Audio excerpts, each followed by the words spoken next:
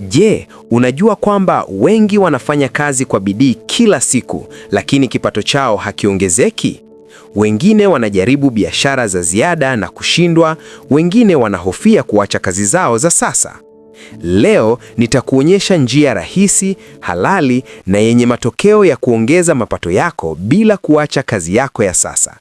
Usikose hii, endelea kuangalia. Makala hii inaletwa kwenu na Mjawiri Growth Agency kupitia Mjawiri TV.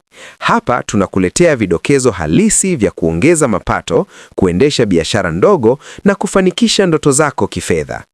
Usikose makala zetu kila zinapotoka. Subscribe sasa na ujue kila siri ya biashara na mapato kutoka Mjawiri Growth Agency. Hatua ya kwanza: tambua kitu kitakachokupatia kipato cha ziada unachoweza kufanya bila kuathiri kazi yako ya sasa.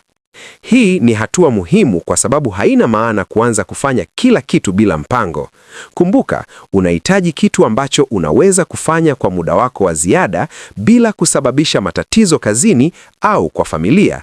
Sasa, hizi zifuatazo ni baadhi ya vitu unaweza kufanya na kuongeza kipato chako. 1. Freelancing online. Kama una ujuzi wa kutengeneza websites, kuandika makala au graphic design, unaweza kupata mapato kupitia platforms kama Fiverr au Upwork. 2. Kuuza bidhaa mtandaoni. Huenda ni bidhaa ndogo unazopata kwa jumla na kuuza kwa rejareja kupitia WhatsApp, Facebook Marketplace au Instagram. 3. Dropshipping. Unauza bidhaa bila kumiliki stock. Unapata profit kwa kusell bidhaa online na supplier anasafirishia kwa mteja. 4. Huduma za jirani au community services.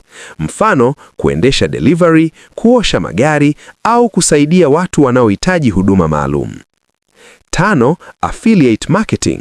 Unapromote bidhaa za wengine online, ukipata sale, unapata commission. 6. Kusambaza ebooks au templates. Kama una knowledge maalum, unaweza kuunda ebook au template na kuuza mtandaoni.